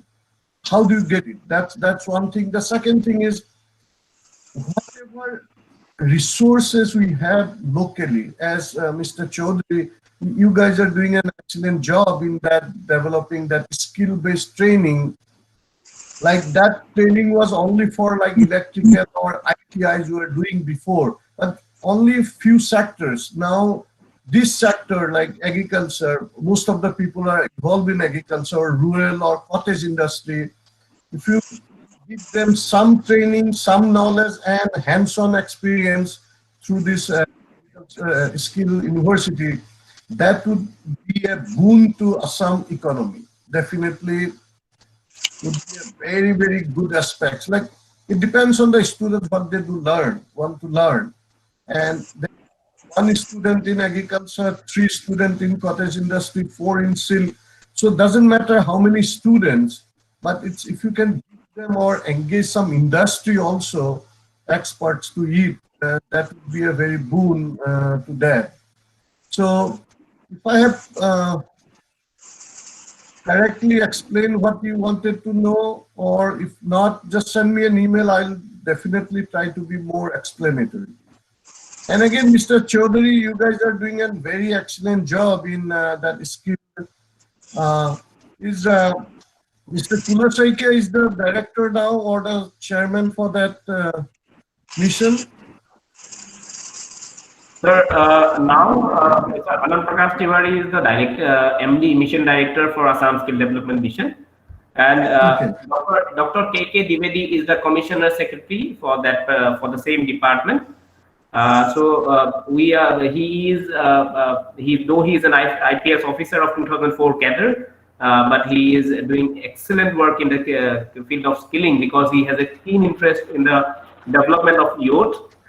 And we are very strong. We are having a very strong team, sir. You would be very happy to share your knowledge also with us, I think. And so in the days to come, when we are, because from tomorrow itself, as I told that we are starting the topographic work of the skill university. Tomorrow, a team of AEC, Assam Engineering College, will go there in the site. And we are expecting the funding is of external funding of Asian Development Bank of 1,000 CR. And I hope that within a very short period of time, the skill university will be set up in Assam in Darang, and it will have much more expertise in sectors with international exposures, and that will help us to grow in new dimensions in the skilling. Definitely, thank you. Okay, thank you, sir, for your explanation. Then let's proceed to the next. Next is Shruti Borua, she has written, would like to associate with Arya Vidyapeeth College for our Japanese language skill classes. Okay. Our center is, okay, we have noted down your phone number, then definitely we will contact you. So lots of appreciation for both the speaker. So there is another question, just I will go. Nowadays, especially we the educators are giving more importance on skill learning, entrepreneurship development, etc. But what is your opinion regarding how new education policy would be able to fulfill this demand? This question is to Pinku Chaudhary sir. So got the cue. Thank you for the question. It's really a very useful, very time demanding question, as I have just merely reflected that the new education policy has already emphasized on resource mobilizations of higher educational institutions. So definitely in the days to come, the vocational and skill education will be much more to do in that case. And as you might be in my middle of my lecture, I have referred that there are something very positive that needs to do. For that reason, that what we have done, that I have referred about the micro level skill gap study. I am repeating it. Why? Because until and unless you don't know the need of a state, in particular, in minute, in districts, until and unless you don't know the potentialities of a district or at the state at large, you can't go for formulating of a policy that would help to develop the skill sets of a particular individual or a group. Definitely, that's why the new education policy has a lot to do in that particular thing. But the skill development scenario, the skill ecosystem definitely needs to work in that particular line also. And that's why I have reflected, or that's why I have told that this micro level skill gap study that will be conducted from September onwards. Due to this lockdown and this COVID-19 pandemic, it has already been delayed. We were supposed to start this study in the month of March itself, but we didn't able to do because in the skill, this micro level skill gap study will be conducted in the district levels. So that's why we expect that with the publication of a report of the skill gap analysis in the district level, and with the setting up of the Assam Skill University at large, it will provide a new dimension to the skill scenario of the state as per the national education policy is also concerned. Thank you. Okay, but there is another important question. That question is from Briguna to Pinku Chaudhary. Is there any skill-based courses offered by your institution regarding tourism, especially tourist guide? Yes, madam, we have short-term courses. We have short-term courses in various details. You will, if you visit our website www.skillmissionassam.org, you can go to the Google and you can directly write down Assam Skill Development Mission as well, and you will be directed to the website. There you will get an option like Find Center. So there you will, in district wise, you will get the center in which whatever the courses it is being taught. So there are another website which is called skillindia.nsdcindia.org.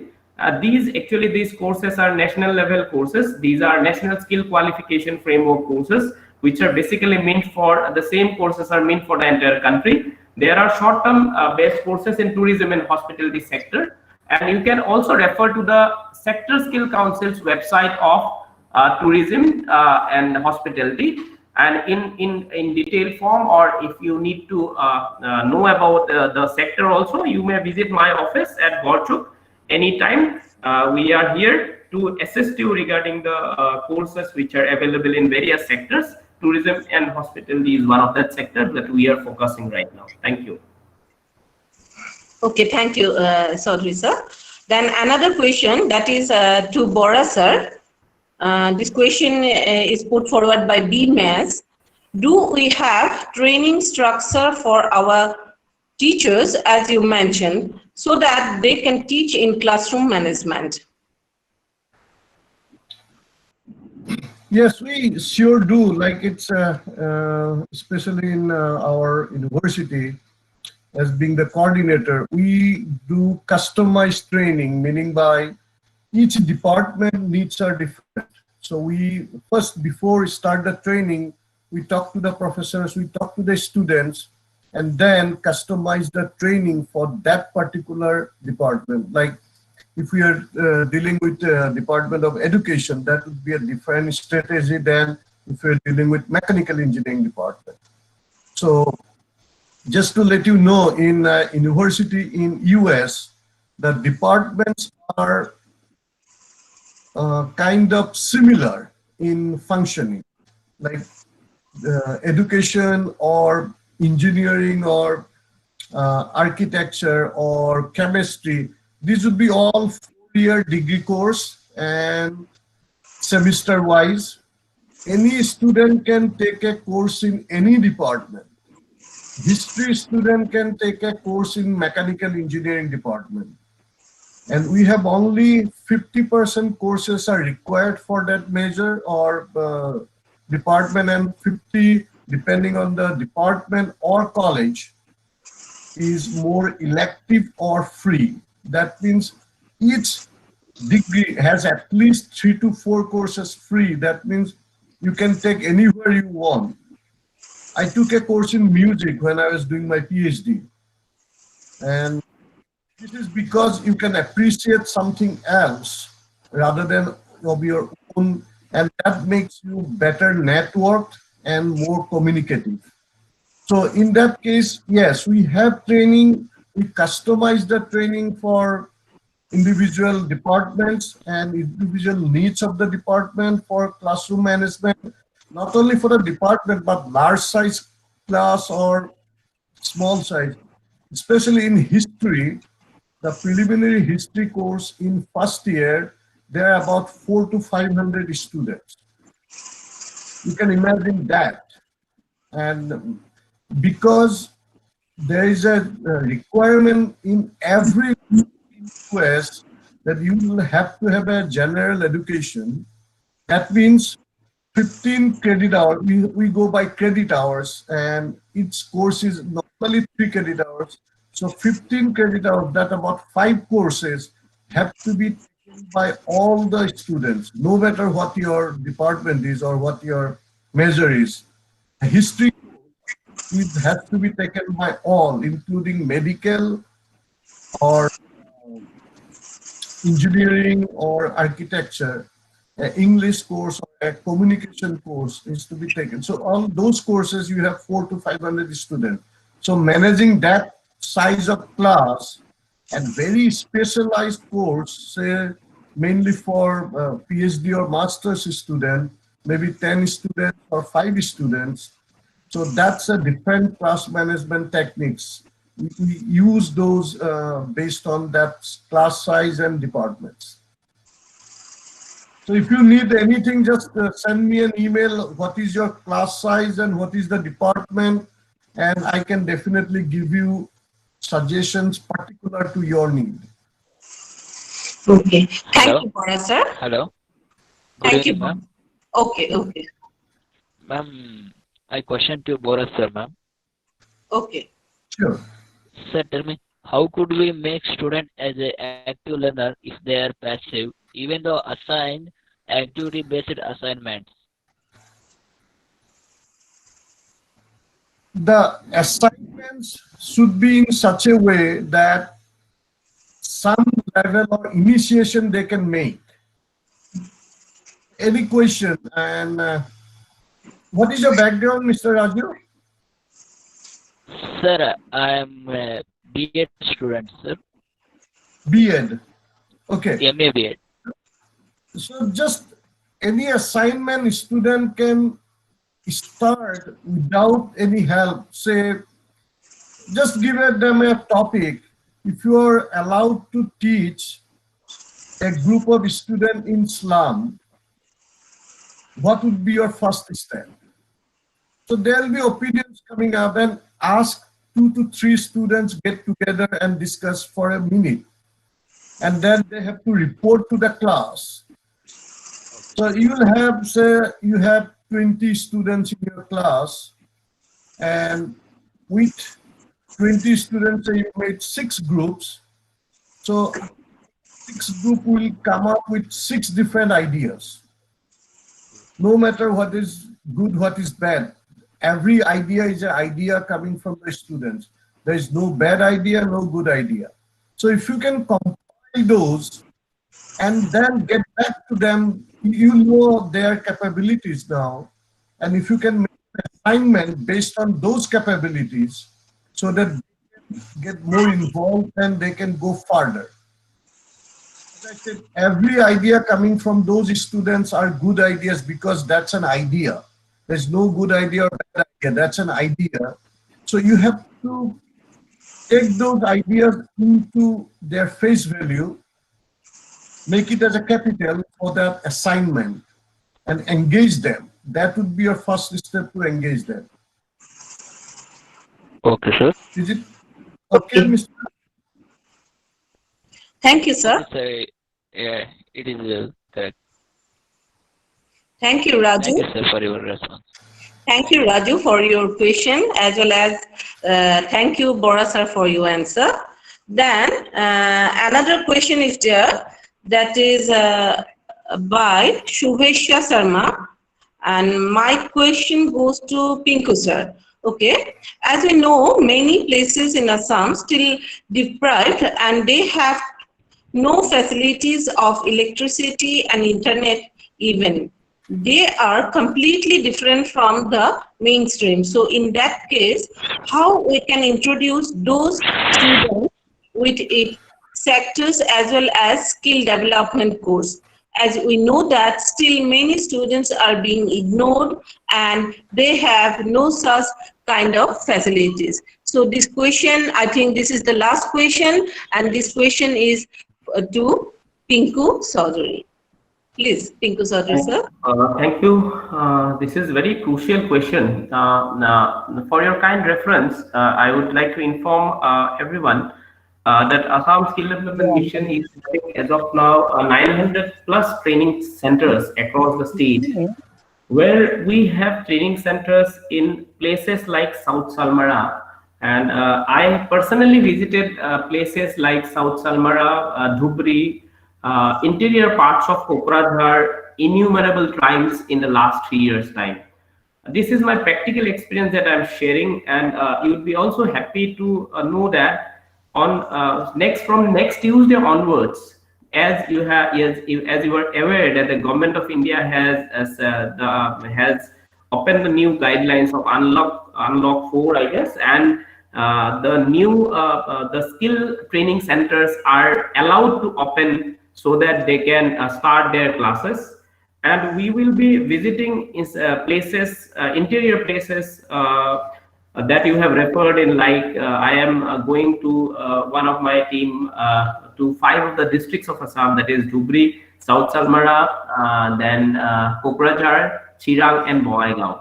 Would you believe that in a journey like that, I have visited, I have almost spared 3.5 hours to visit a center which is from the main highway. It is almost 67 or 68 kilometers, where skill training centers are being set up now. South Salmara is such a district where you need to go either through Gwalpara route, or you need to, if you need to come from Dhubri, then you already have a route of the river. So then we have touched, fortunately, also to these parts of the state also, where we have started skill training in these areas, where the flood hit areas, or areas like where electricity you have referred, or where we don't have internet connections also. Though we have online classroom teachings, I want to assure that the mission my department is doing, it's trying its best to go ahead to those extents also, where people have never thought of establishing a training center. and we want to ensure you that all the parts of such, because we are doing it in PPP mode, so we are encouraging our training partners also to establish training centers in remote places. And with passing time, definitely there will be much more numbers. And as I told, if you visit our website, then you will be happy to see the number of training centers we are having in such far-flung areas. So definitely we need to work much more on that, but definitely the work has started in last 3 years, and we are committed to work much more in that line. Thank you. Okay, though I said that it was the last question, but there is another question. The question to Bora sir, kindly share your experience in reference to providing effective teaching technique in undergraduate level in the USA relative to India.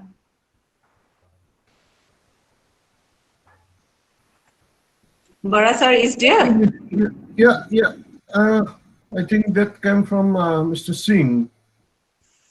So the effective teaching in US has been used, actually started with physics.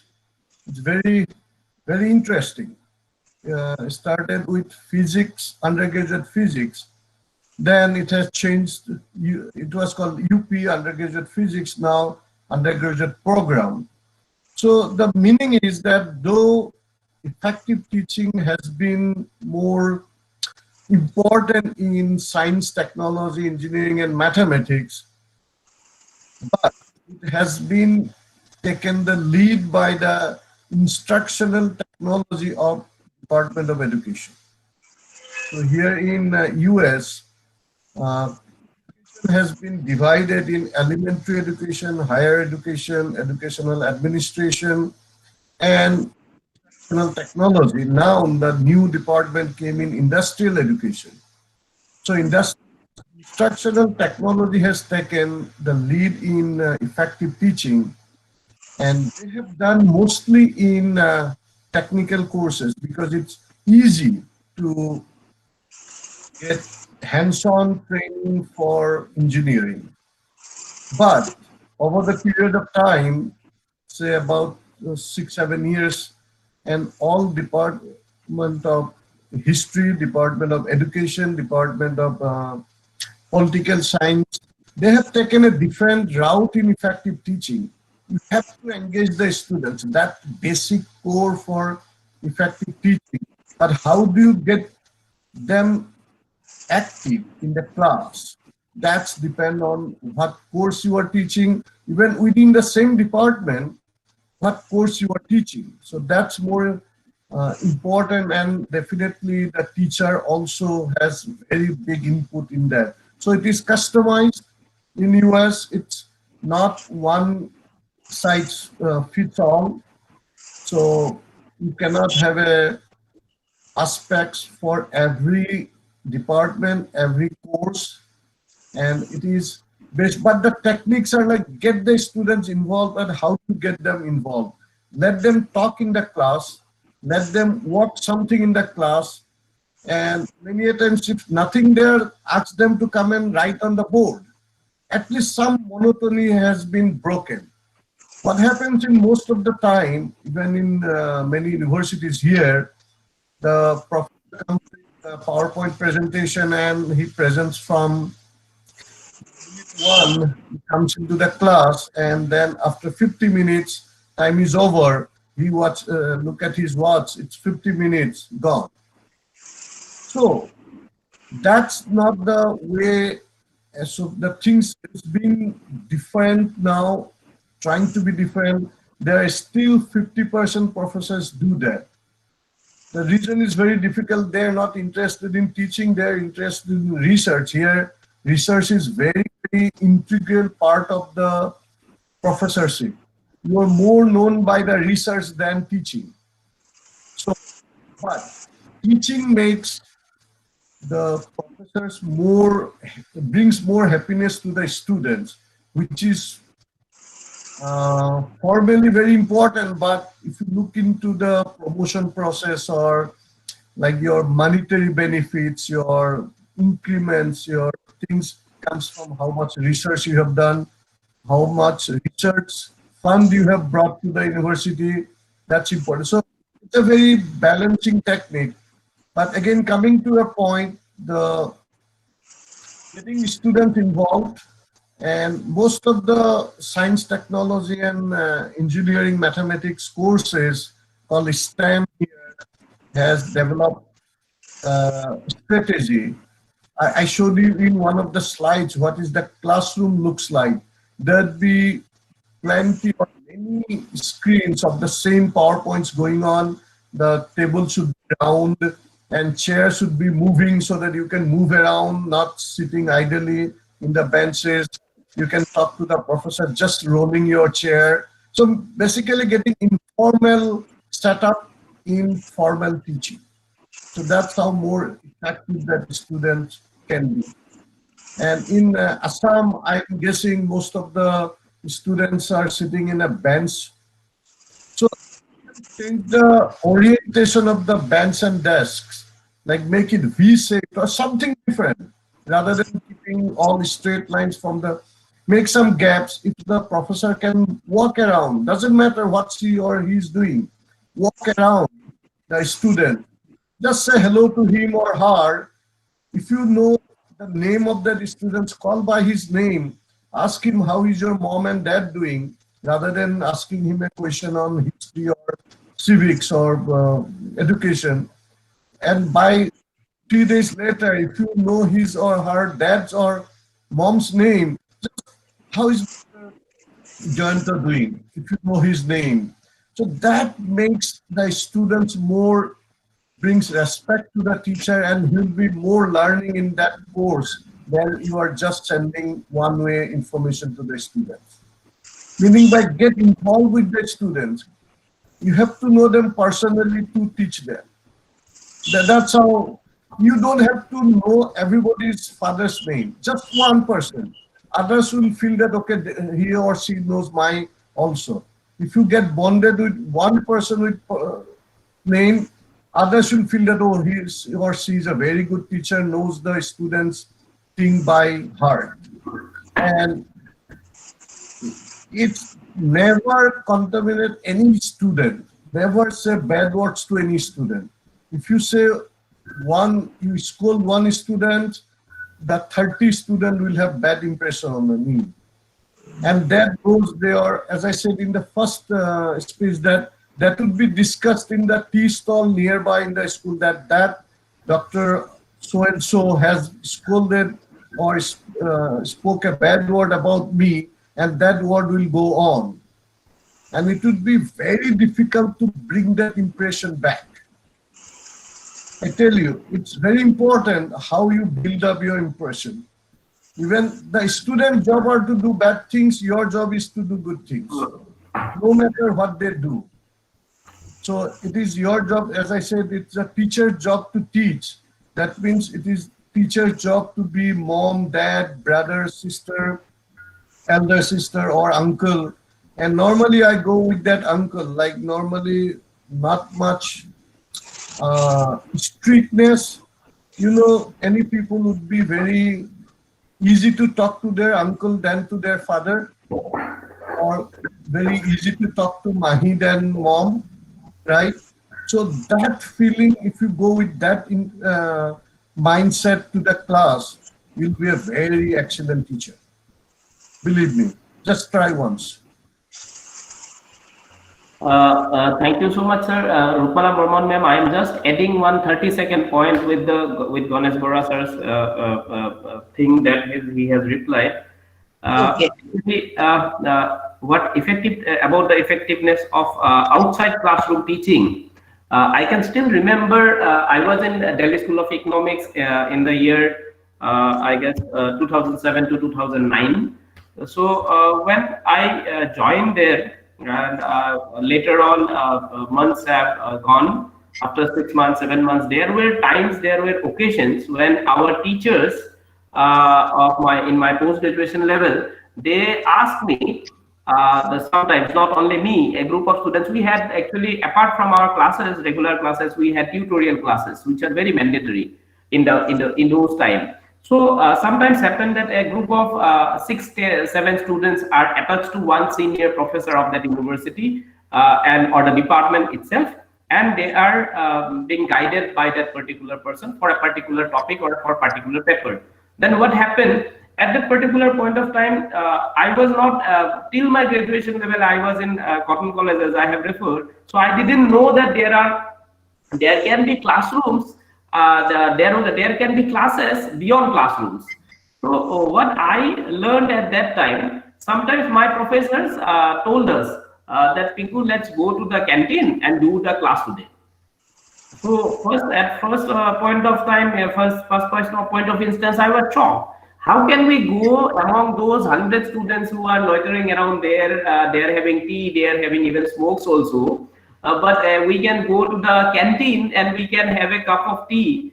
Our professors offered a cup of tea. Pinku, let's have a cup of tea and we'll do the class there. So it was kind of a thing that was not, it was kind of an imaginary thing that had happened to me in the last 11 years back in Delhi University. So at that point of time, when these happened very regularly, I got to know that apart from classroom teaching, we may learn something very new and in a very broader way, and that in a very lucid way that we never forget that. That is the charm of those particular classes. I am not referring the classroom teachings of that particular university, but I am today in the webinar, I am referring about those special classes that I took in the canteen with a sip of cup of a coffee or a tea that was being offered by my professor. That is the real crux of whatever we can say the teaching or effective teaching. Thanks for giving me the opportunity to adding this point. Thank you, sir. Yeah, in that case, you learn more than what you learn in the classroom. Exactly, sir. Exactly. No doubt. So we are expecting that Arya College, Arya Vidyapeeth College professors will very soon organize classes in a lighter note in outside the classroom, and I will be attending you because I am very near. Ganesh Bora sir is there in the state of USA country, so he will wherever he will come, he will join. But I will very surely I will join. And in a classroom that will happen in the canteen of Arya Vidyapeeth College. Thank you. Okay, you are most welcome, sir. You are most welcome to our college. Thank you so much, ma'am. Okay, so hope that both our resource person could satisfy our participants. So with this, we want to conclude our the question answer session. So thank you once again all the participants. Because of the questions, this session could have been more successful and more lively one. So thank you all the participants. So now let us come to our last part of our webinar, that is the vote of thanks, and this vote of thanks will be given by our head of the department, Ranju Baidu. So over to Ranju Baidu. Thank you, Rupala. Honorable dignitaries and most valued guests, as we have come to the end of today's program, it's my privilege to propose the vote of thanks on behalf of the organizing committee of this international webinar. First of all, I would like to thank our principal, sir, Dr. Pradeep Kumar Bhattacharya, for his support and encouragement in organizing this webinar. Thank you, sir. I'd also like to offer my heartfelt gratitude to both the resource persons, Dr. Ganesh Bora sir and Pinku Chaudhary sir, first of all, for readily agree to join this webinar, and secondly, for accepting our proposal on the webinar's theme, that is skill learning and effective teaching. Thank you so much, sir, for sharing our vast valuable knowledge from your deliberation, and it was really very informative, helpful, and illustrative explanation. Both the session was really a very fruitful session. So thank you, sir. I'd also like to thank those who have directly or indirectly inspired us to organize this webinar from our department, especially Sampapat Giribaido. It is because of her efforts that we were graced by the presence of Dr. Ganesh Bora sir from USA amongst us. that I would like to thank that esteemed participants from different parts of the country without whom the webinar would not have been successful. I express my heartfelt thanks to Dr. Nalini Devi for her technical support, without whose support the webinar would not have been possible. So thank you so much, Nalini. With these few words, I can conclude my vote of thanks. Now, I pass on the virtual microphone to Dr. Rupala Burman. Thank you, Ranju Baido. Thank you, Ranju Baido. So you have given a very nice vote of thanks to all the participants, all the resource person. So now I think that we can wind up our webinar. So thank you all and have a good day to Ganesh Bora sir and good night to all the participants from India.